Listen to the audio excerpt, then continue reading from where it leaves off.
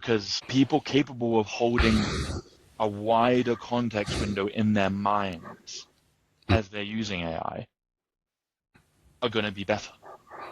In the same way that an AI with a larger context window can do more complex operations. Yes, and the right things in that context window. Context windows plus the context itself. Yes. The nature... certain types of things are much cheaper. Mm-hmm. Like, go through this Python script and find the typos. They used to be very painful. And so older software engineers have all these defensive rituals and habits that reduce the occurrence of those problems. But that you don't have to be like that as much anymore, but you have to think in a different way. You have to set up cross-checking systems. You have to be thinking about how to design tests that the AI can iterate against. Mm-hmm. You have to be thinking about how to reduce the amount of context that the AI agent is going to need for a certain task, not just now, but in the future. So you're doing context engineering. I like that term. Mm-hmm. I like that because that does move actually beyond just AI use. Mm-hmm. And it does break out of the fantasy of, no, you just need to get good at AI and then you're good at everything. No, it's you need to be good at things to be good at AI. Yeah. It's I can tell you, context windows are very important in politics. I had to deal with that yesterday, specifically when it comes to political, just communication, just narrative management, in a sense. Think, and I mean context like time even, just, whatever you do today will still exist in a year. Are you sure it's the right thing to do? And I've been thinking a lot about in terms of, if you're in the first half of your life, everything you do sort of has twice the value than the average thing that you could do in your life. Because it's not only what you're doing, but it's also the effect on the compound effect of that on the rest of your life. And pretty important.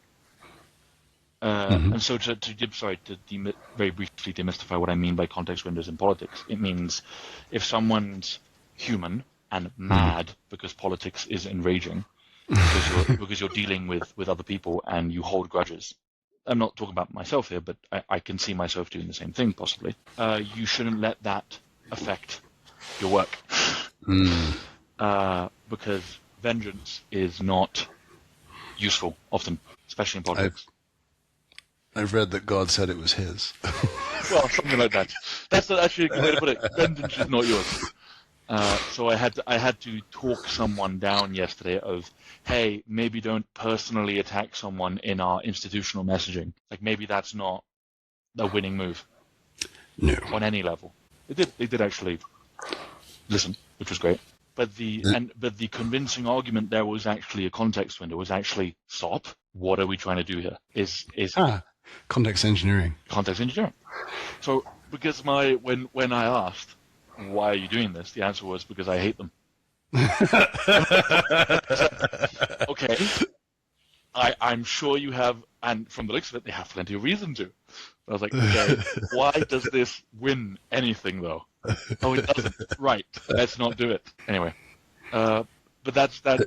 I mention that because this is ringing true. Context windows and context engineering. AI makes, the way I think of it is, it makes certain of those operations easier. Doesn't make all of them easier.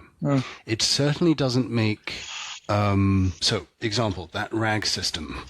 I spent the first half of the day studying what a RAG system was, and I spent the second half implementing it.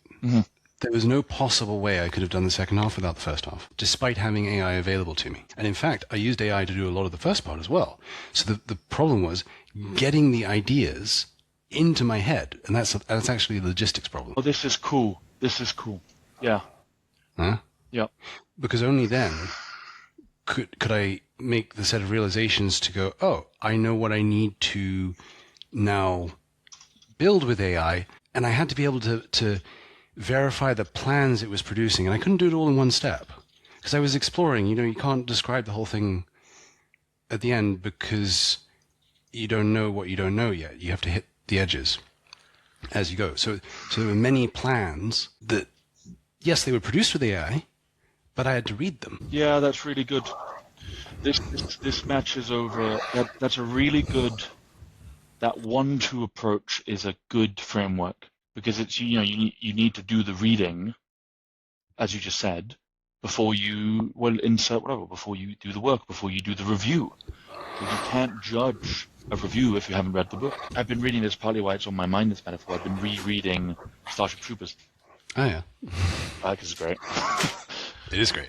And it's very unique. And the metaphor there might be, you can't have the powered armor without the soldier. So yeah. there's a big emphasis, and this part I'm currently reading, where the protagonist describes how powered armor works. And at the very beginning, he insists on the point that I would never do a drop with someone unless I'm sure they've gone through the same hell I have. I just wouldn't. There's that useful part about boot camp. Yeah. And he describes how that all works into using the powered armor as a second skin.